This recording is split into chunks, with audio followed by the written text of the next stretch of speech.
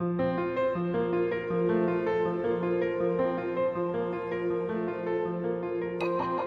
is Inner Healing Paths podcast. Here we discuss the healing of the mind, body, soul, and spirit through a variety of different paths. We have emotional and spiritually minded conversations centering on ancestral healing, psychology, astrology, yoga, meditation, magic, and indigenous spiritual practices of the world. I am your host, Rosa Shetty, and I am so happy you are here. Welcome.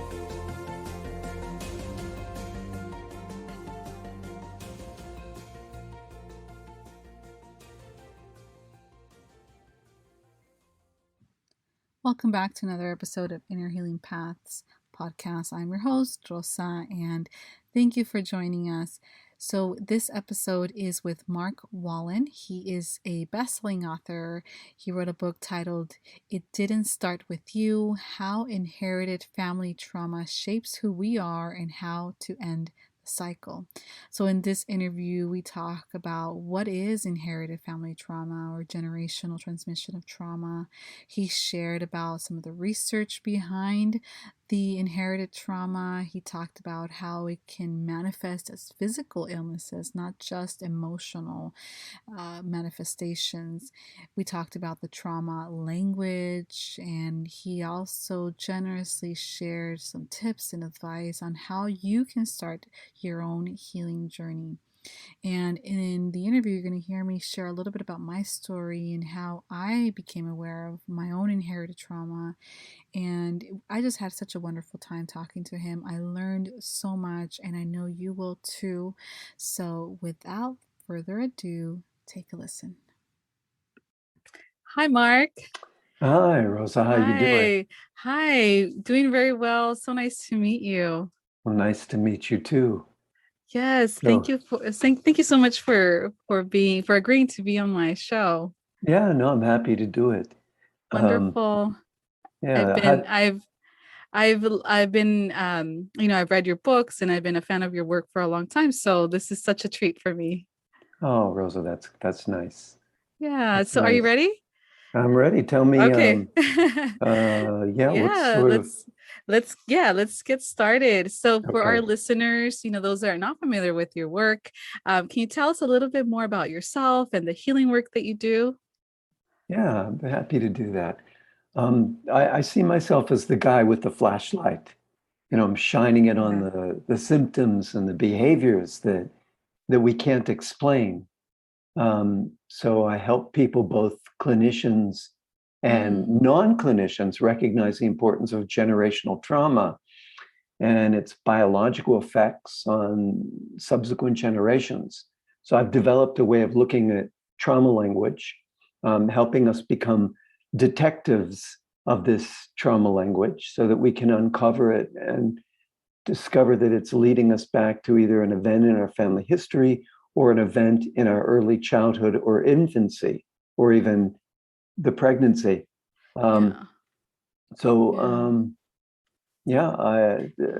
Basically, we're all walking around with a mystery that we can't explain. We're all living with this mystery. We have unexplained fears or anxiety that strikes suddenly when we reach a certain age or get into a certain situation. Or we have a depression that we can never get to the bottom of. We have these symptoms, but they may not be ours. Just like the book says, it didn't start with you. These symptoms could be the residue of traumas that stem from our family history, and we've biologically inherited this from our parents and grandparents. Yeah, no, absolutely. For me, it was such an eye-opener when I finally realized and made those connections. I was aware of my own lived experiences and the traumas that I've experienced. But when I became aware that some of the things that I was struggling with actually go way back, and to be able to map it out was just, for me, just a life changer. It just changed my whole perception of myself, and even some personality traits. Sometimes you don't even realize how the extent of how these traumas or these huge events that our ancestors, our grandparents, parents experienced, and how they still play out. The energy of these still very much play out, and the awareness of it is huge. Yeah, it's interesting. So I have people look at the events of their parents, the events of their grandparents, the events of their aunts and uncles, but also the events that took place in utero, and that took place in our early life. So even though I'm the generational guy, I'm the inherited trauma guy, I find that half of the work sits in attachment issues, our early relationship with our mom. Yeah, no, absolutely. And just how did you get started in this field? How did because this, I mean, for me, it's such a fascinating field, but it for me was through books and but I'm just curious for you, how did you get into this inherited trauma? Quite accidentally, I assure you. Like many of us, I had symptoms I couldn't explain. About 30 years ago, I began to lose the vision in one of my eyes, and I was diagnosed with a chronic form of retinopathy. And then the doctors couldn't cure it, and they said, "Look, we Yeah. think it's stress." But the way it was progressing, they told me I was likely going to lose the vision in my other eye as well, Mm, and I was pretty freaked out. I was yeah. um, desperate to find help. So I went on a search for healing, Mm-hmm. and this search led me halfway around the globe, Mm, literally as far as Indonesia, where I learned from several wise teachers who taught me some fundamental principles of life, one of which was the importance yeah. of healing our relationship with our parents. Mm, Um, and my relationship with my parents was completely broken, and before I could really heal, I had to heal what stood in the way, mm, which was inherited family trauma. I didn't know it at the time, but specifically the anxiety that I had inherited throughout the family, from my grandparents. Really, each of my grandparents were all orphaned in some way. mm, Three of them lost their mothers when they were babies, and the fourth lost her father when she was one. So ultimately, she loses um, her mother in the grief. But yeah. this anxiety, this was the real cause of my vision loss. And just like my parents before me, I had inherited this feeling of being broken from my mother's love, just like they had, being the children of orphans. And this is what had passed down into my family. I remember, oh gosh, being a small boy, maybe 5 or 6, feeling panicked whenever my mom would leave the house, and I'd run into her room, and I'd start pulling open her drawers and Oh, yeah. crying Mm-hmm. into her scarves and her nightgowns, thinking that Yeah. I'd never see her again, and that her smell would be the only thing I had left. Now, this would have been true for my grandparents. They would only have had a garment, a shirt or a sweater, or a house coat or something that their mothers had left behind. So, this was my pattern. My mom leaves and I'm breathing in her scent. And 40 years later, I shared this with my mom. I said, Mom, when you were gone when I was little, I'd run into her room and cry into her clothes. She said, Oh, honey, I did the same thing. And my sister reading the book said, You did that Wow. too. I did that Yeah. too. And that was the family pattern. So So after healing, amazing. Yeah. just one more sentence, really. Just so after healing the broken bond with my mom, which is why I keep looking at Mm-hmm. attachment as well, my Mm-hmm. sight came back, my vision came back. And afterwards, I felt Mm. compelled to share the principles I learned, and ultimately developed a method for healing the effects of inherited family trauma. Yeah, so I mean, so amazing and so fascinating, right? How that just kind of all plays into and it manifests in these very physical symptoms that are very real. We experience them, and just the awareness that you gain of having this understanding of inherited family trauma, how it can help you even heal physically, some of, or at least have an understanding of where these physical symptoms are coming from, which is so powerful. Yeah. Uh, And when it comes to inherited trauma, how it just in very general terms for the folks that are listening and may not be familiar with this at all, how would you describe this or define this? Yeah, that's a really good question. What is it, and how am I affected by it? So let's say that one of our parents or our grandparents lost their mom or their dad when they were young, or our mother or father, maybe they were sent away to be raised by relatives or placed in an orphanage or a residential school, boarding school, or maybe one of their siblings. Died tragically when they were little. An event like this can devastate the family, and the reaction to the trauma doesn't necessarily stop with the people who experienced it. So the feelings and the sensations, specifically the stress response, the way the genes express, this can pass forward to the children and the grandchildren, affecting them in a similar way, even though they didn't personally experience the trauma. Okay, well, that's such a, and I think a lot of folks don't have that awareness, right? That of how it can really be passed on from one generation to the next. And I know there's tons of research now, thankfully, about this. And I think that this research has really brought some of that awareness, and are you familiar with any of the research or Oh yeah, anything out there? as you know Yeah, from can you share? Yeah. as you know from the book, I mean the biggest Yes. chapter, the chunkiest chapter in the book is Yes. all about the research. Here, I'll start at the beginning. Really, I mean, just what happens when there's a trauma. When a trauma happens, it changes us. I mean, literally, it causes a chemical change in our DNA, and this changes how our genes function, sometimes for generations. So technically, there's this terrible event, this traumatic event. Somebody dies, somebody leaves. We're small, and a chemical tag attaches to our DNA, and it tells the cell to use or ignore certain genes, enabling us to better deal with this thing that just happened, this trauma. And then the way our genes are affected changes how we act or we feel. For example, we can become sensitive or reactive to situations that are similar to the original trauma, even if that trauma occurred in a previous generation, so that we have a better chance of surviving it in this generation. I'll give you an example. If our grandparents came from a war-torn country, people are being shot, bombs are going off, uniformed men are lining people up in the square, people are being taken away. We never see our parents again. Something, our grandparents would develop and pass forward a skill set from this trauma.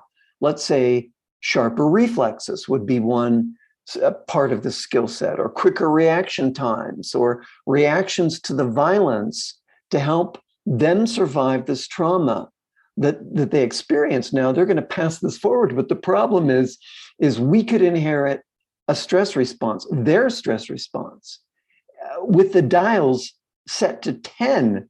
And here we are prepared for this trauma, this catastrophe that never arrives. And we live not in a war-torn city, we live in the suburbs. And we rarely make the link that our anxiety, our hypervigilance, our depression is connected to our parents and our grandparents. We just think we're wired this way, Rosa. We never think to connect it. Simply put, memories of trauma are imprinted in our parents and grandparents' sperm cells and egg cells. And this information passes forward to us. And then as a result, we're born with altered brains that are preparing us biologically to cope with traumas that are similar to the ones they experienced. And the interesting part about that is that even though I think collectively we all have an awareness that these events, these large scale events, of course, are traumatizing, but sometimes we lose the connect or the link. We're not aware of that individual link, right? That this war that happened maybe, 3 generations ago, or how it trickles down, so Absolutely. yeah, Absolutely. That's the problem. We're not thinking about the past. We're living in the present, going about our lives, and all of a sudden we hit a certain age, or we enter a certain relationship, or we move to a new city, and then all of a sudden, people always ask me this question. I think I'll just answer this question. People say, "What are the signs of inherited trauma? How do I know?" yeah. Hmm. Good. I knew you were probably going to ask me that. Yeah, no, definitely. Because I think that's what people want to know, right? Yeah. Is like, how do I know for me? Yeah, go ahead. Please share with Yeah, no, us. no, it's such an important question. People are always saying, "Well, how do I know if I'm affected?" And sure, we can be born with an anxiety or a depression and never separate it from the events of the previous generation. That's true. But we can also experience a fear or a symptom or an illness that strikes suddenly or unexpectedly as soon as we reach a certain age and or hit a certain milestone or event in our lives. For example, age 30 is when our grandmother loses our grandfather and she never marries again, never dates again. She's a widow the rest of her life. And then our parents, without realizing the connection, they get divorced or separated around 30. And then here we are 3 generations later, around the same age. We look at our partner and we say, yeah, she or he doesn't do it for me anymore, without Yeah. realizing the connection. Now, so the age is Yeah. one thing, but also certain events or milestones that we hit into. For example, as soon as we get married, this can be one of those triggering events. In the book, you remember me talking about this woman who felt trapped in her marriage. She loved this guy. She couldn't wait to marry him. She's thinking this is the greatest guy in the world, and he is. But now that she's married, she's feeling trapped. And so we looked in her family history and we saw that both grandmothers were given away as child brides at age 9 and age 12 to much older men. This happened back in Lebanon. And the traumas expressed differently in each of the sisters. So one sister married a much older man, like the grandmothers, a guy 40 years older. The other sister, one felt trapped. And then the third sister, man, she refused to get in relationships at all because she didn't want to be trapped. So getting married could be a triggering event. Another trigger could be moving to a new place. And then suddenly, Rosa, we become depressed, like our ancestors who were persecuted or who were forced out of their homeland. Another event could be being rejected by our partner. And then all of a sudden we dip into this terrible grief, and the grief is insurmountable. And we don't realize it, but it's taking us back to an earlier grief, perhaps even one in our own life, maybe when we had a break in the attachment with our mom. Another one is we go to have a child, and all of a sudden there's this ancestral alarm clock that starts ringing. I once worked with this woman. She was consumed with anxiety and she had no idea why. And so we're working together, and I said, so when did this anxiety begin?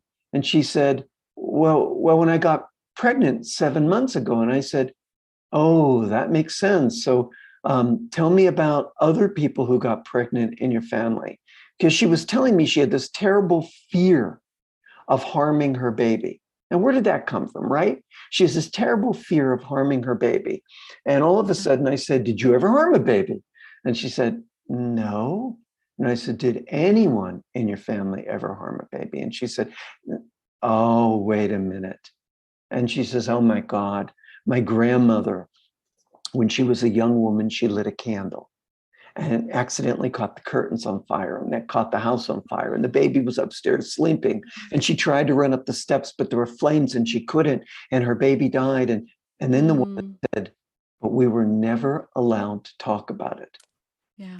And that's interesting because I found that the more we don't talk about things, the more that can feed the complex. Absolutely. And It's in like that this. moment, Go ahead. the energy of a secret, right? Like keeping a secret. It's just so toxic. Yeah. Exactly. So right there in that moment, she realized she made the link, right? She made the Mm-hmm. link that she had inherited that terror from her grandmother. And then after that, we could work together and break the pattern. That's so amazing. And that story that you just shared, I can relate to it because that that happened to me when I was pregnant. I had suddenly this irrational fear it was anxiety. It was manifested as severe anxiety, but never in my life had I experienced to that extent, the anxiety to that extent, fear, almost like fear of my life, fear that something was going to happen to me, to the baby. Like, it was just this irrational fear that I just said, okay, it's anxiety, pregnancy, hormones, whatever, triggers anxiety. And that's what it was.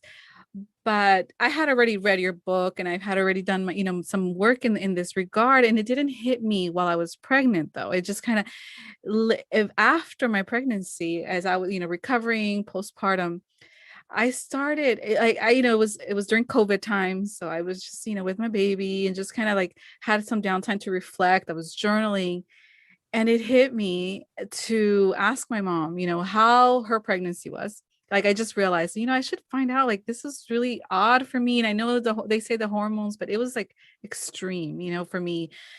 And given my personality, everything, it was just so extreme. And so my mom shared a story with me of something that happened to her when she was pregnant. Then she shared a story with me about my grandma, who, rest in peace, she's no longer here, and how um, my grandma was in an abusive relationship, physically abusive relationship. And my mom shared that every pregnancy, like she would, like, I mean, she was abused always, pregnant or not pregnant, it didn't matter.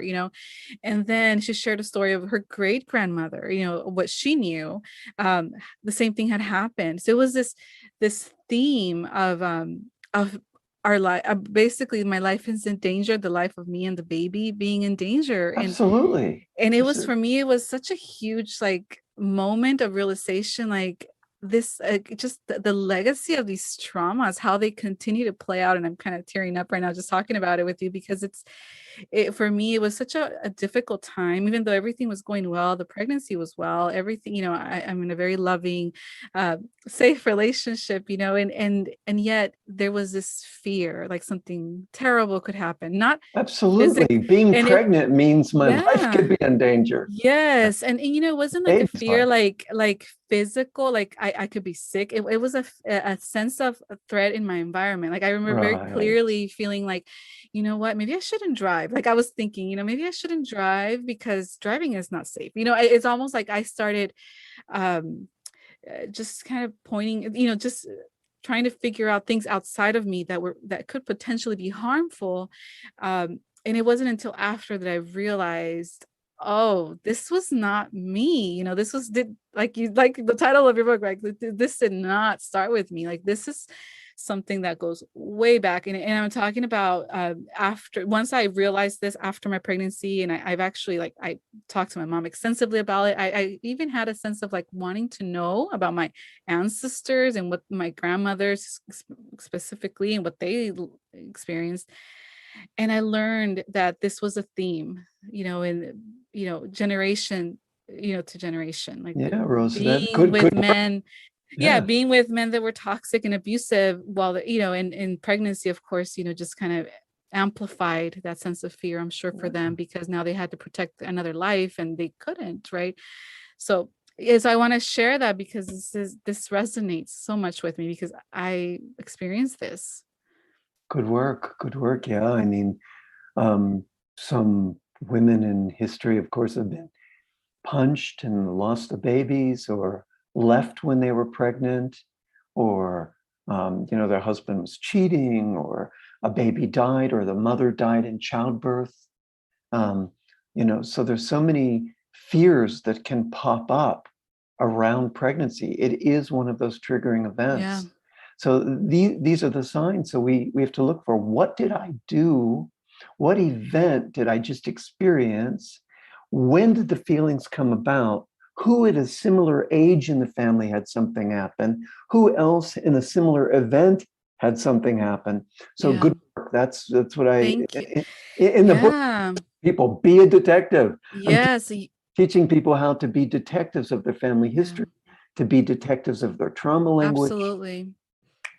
I mean, that's the only way to get to really understand what has happened, right? Is to, if you are lucky enough to have, your parents and grandparents, and you have that. And but you know what is interesting? A lot of times our parents, grandparents, etc., they sometimes don't want to share because of the Yeah. trauma, right? It's so, and some people actually don't know their answer. They, maybe they were adopted, or just didn't just don't have Wow. those around them to ask questions, to find out. What would you say to those, that Ah, don't have those connections of their blood? I would say blood, ancestors, or yeah. Well, generations. you know the answer because you read my book, because this information lives in our trauma Yes. language. It Mm, lives in our fears. It lives in our unexplained symptoms. It lives in the destructive or even our self-sabotaging behaviors. It lives in the symptoms of an illness that appear after a certain age. It's in our relationship struggles, in the repeated ways that we deal with money, success, failure. All of this gives a glimpse, um, more than a glimpse. It actually forms a breadcrumb trail that we can follow back, even if we don't know the family history, even if we don't know what happened, even if the story's been lost or kept secret, or we're adopted, or our parents are gone. We have this breadcrumb trail. So I'm putting the cart before the horse. What is trauma language, right? So, how do yeah. people? Yeah, yeah. Let me. Yeah, I mean, please, if you can explain, because I know that's part of the, I Yeah, mean, that's it's in part. your book, but for those, that have not read your book or are not familiar with that core trauma language, Yeah, what is your perspective on that? I'm telling people that it's in the trauma language, and they're probably wondering, what is Right. trauma? Okay, look. So Yeah. I've discovered. So when a trauma happens, not only are there changes, molecular changes in our DNA. I mean, that's true. But when a trauma happens, also clues are left behind in our emotionally charged words and sentences. For you, clues were left in pregnancy. As soon as you got pregnant, there was this breadcrumb Yes. trail Hmm. starting to emerge. But when we're looking at the verbal and nonverbal trauma language, which I'll talk about, so let's talk about the verbal language first. So I found that just in our emotionally charged words and sentences, there's already a breadcrumb trail. That when we learn to follow it, we can find the missing piece of the puzzle, which allows that whole picture to come into view, which is what you discovered by asking your mom, and finally gives us a context to why we feel the way we feel. Now, why trauma language? So, as we know from trauma theory, when a traumatic event happens, significant information bypasses our frontal lobes. So, the experience of the trauma, the experience of exactly what happened, can't be named or ordered through words because it bypasses the frontal lobes where we can make sense of it. Hmm. In other words, also our language centers get compromised. So without language, our experiences get stored as fragments of memory, fragments of body sensations, fragments of images, fragments of language, fragments of emotions. It's like the mind disperses and essential elements get separated. So another way to say it is we lose the story, and never complete the healing because we don't really have the story. It's sort of splattered, scattered. So what I've discovered is the pieces aren't lost.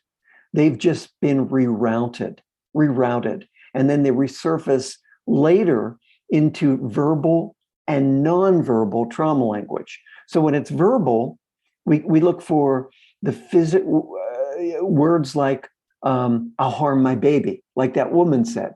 When it's Yeah. verbal, or I'll die, I'll be forgotten, or there'll Mm. be nobody there, I'll be all alone, I'll be rejected, I'll be abandoned. This is verbal trauma language. Okay. And then we ask, who was abandoned?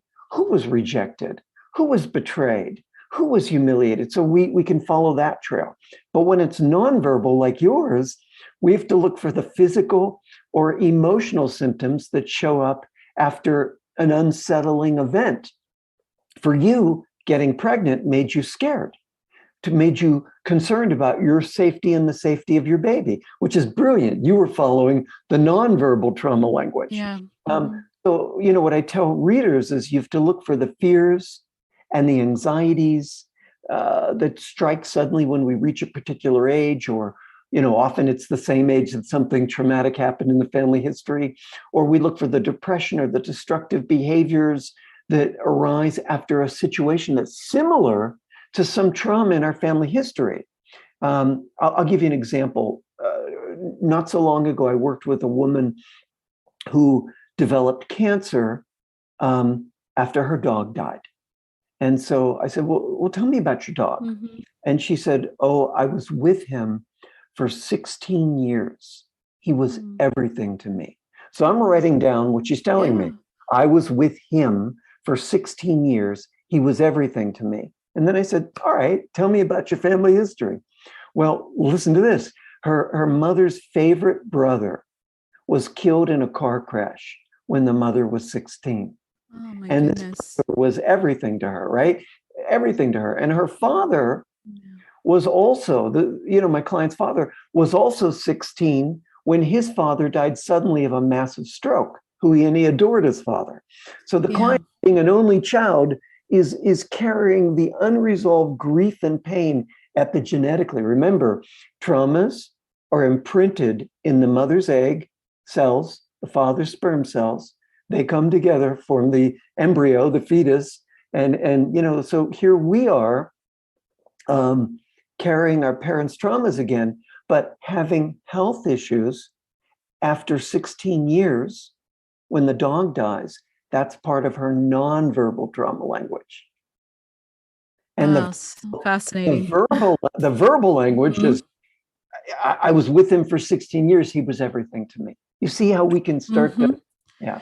Yeah, absolutely. And those connections are just, I feel like for folks, sometimes it's very hard. I mean, just, day to day, if you haven't really done a lot of reading or done a lot of research or had therapy into this, it's very hard to pick up on these cues, which is, or these, well, I mean, you mentioned your patient had cancer. That's not a subtle cue by any means, but, it sometimes it's hard to make that connection. Well, but this is what I do in the book. Mm-hmm. All of us, as I began saying today, all of us are struggling with a mystery. Can't explain it. And we're all walking around. Why do I have these obsessive thoughts? Why do I have this anxiety in a crowded room? Why do I sink into depression every time my partner leaves the house? We can't figure these things out. We must inquire. We must be detectives. We must do self-inquiry.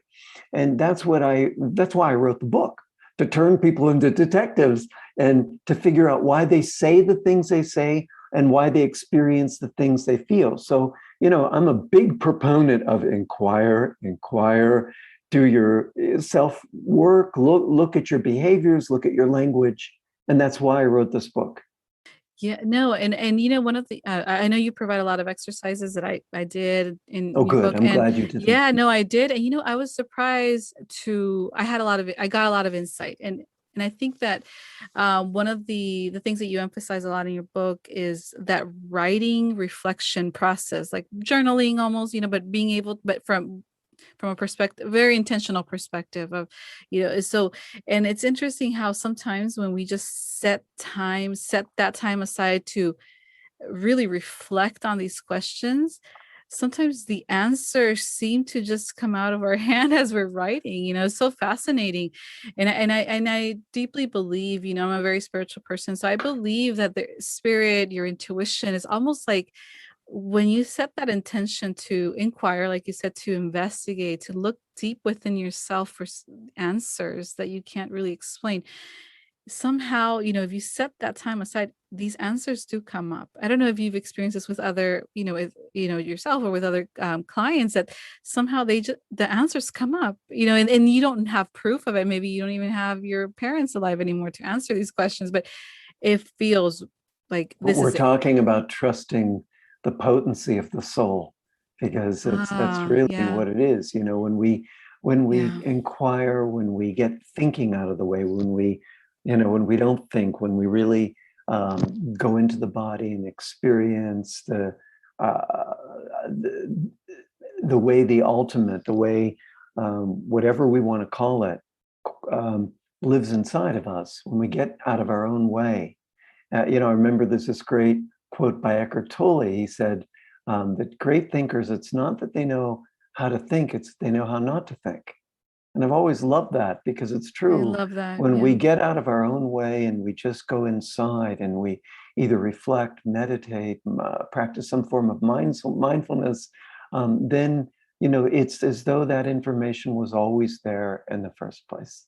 Yeah, and it's just trusting that like what comes out, right? And Right. knowing like this is your intuition, this is what's leading you, and I think that when we set out to start on a healing path or a healing journey, you mentioned the breadcrumbs. We're gonna find these breadcrumbs throughout, because this is we've set that intention to heal.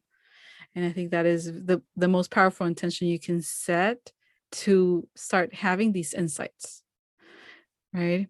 Yeah, I'm Yeah. with you 100%. Yeah. And what about those if you can give a few tips on those that want to start healing, maybe don't know where to start, how would that look like for them? What do you recommend? All right. So simply put, to heal, we've got to change our brain. So we have this evolutionary brain that's oriented toward what's negative, and it remembers what's negative, and it focuses on what's negative. And we have this overactive amygdala that they show in trauma can be twice the size of a normal amygdala. We've got to have positive experiences, literally multiple positive experiences that can change our brain.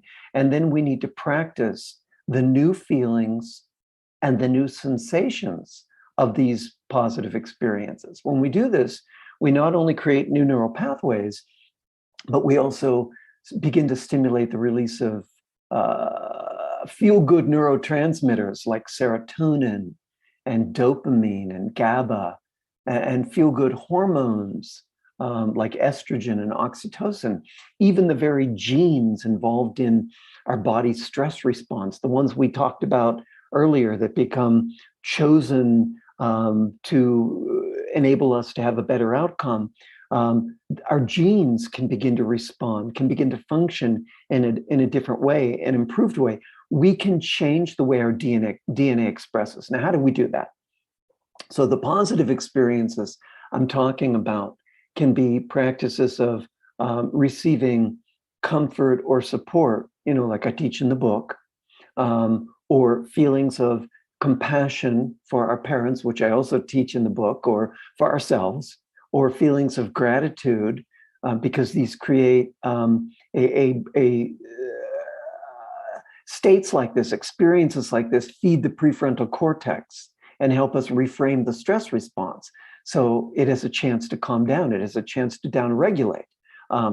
Gratitude, generosity, loving kindness practice, doing something kind for somebody every day, practicing mindfulness, ultimately anything that allows us to feel peace or strength or joy inside, anything that engages our sense of wonder, curiosity, or awe. The idea, Rosa, is to pull traction away from the limbic system, our overactive amygdala, and bring engagement to the forebrain, specifically our prefrontal cortex, where we can integrate these new experiences and we can, and our brains have a chance to change. We know from mindfulness studies, and I talk about these in the book, that practicing mindfulness actually shrinks the amygdala and thickens the prefrontal cortex. I'd say, to put it in a nutshell, we need to practice being with the uncomfortable sensations at first in our body, because that's what we find when we start to meditate. We start to find, there's these feelings of terror, or these feelings of tightness, or these feelings of a tight neck. We need to practice being with the uncomfortable sensations in our body until we reach what's beneath them. And I want to emphasize that. Beneath what's uncomfortable are sensations that we can experience as being life-giving. Sensations like pulsing, tingling, softening, expanding, blood flowing, waves of energy, waves of warmth. When I go in, I feel like a figure eight spiral that goes in my body. And, and then we need to be able to hold these sensations for at least a minute and do that at least 6 times a day.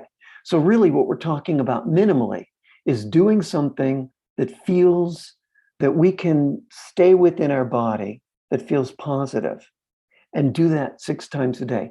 That can be enough to change our brain. That can be enough to calm our stress response, down-regulate our amygdala. Wow, thank you. Thank you for that. I think it sounds simple, right, to do this 6 times a day and this for a minute. Um, and yet it's so hard, right? And I think that's where the healing comes through, right? To be able to sit with the discomfort of these feelings that come up, because that is, I think, in essence, that is the gist of it, right? When it comes to healing trauma, we really do have to be able to sit with this discomfort that triggers us, that triggers our trauma, and that's the hardest part. So if you're able to get Well, let me give through an that, example. Let me yeah, give go. it. Let Yeah, me. please. A lot of us have a broken relationship with our mom. I did. And a lot of people, they can't have contact with their mom because they're afraid they'll get hurt again, or she's not very kind. Sometimes and it could stem from being in an incubator when we're small, or she was struggling with dad when we were an infant or even in utero, and we stopped trusting her love. Sometimes I have people put a photograph of their mom, let's say, over their left shoulder above their pillow at night, and look at that photo right before they go to bed, because that's one of the most important times for neuroplastic change. And look at that photograph and say, hey, mom, in real life, we don't do very well, but I'm going to talk to your higher self here. I'm going to visualize this guided by some sort of higher force. And mom, could you hold me in my sleep? Hold me while I'm sleeping and help me heal this bond that broke between us, and help me trust your love because I don't trust it, or teach me how to feel safe, or how to receive your love, or how to let it in so I can feel safe in my body. And in a simple practice like that, looking at the photo of your mom and then closing your eyes and visualize this didn't happen in real life, but it's happening right now. Because Rosa, the brain doesn't know where healing comes from. It doesn't care.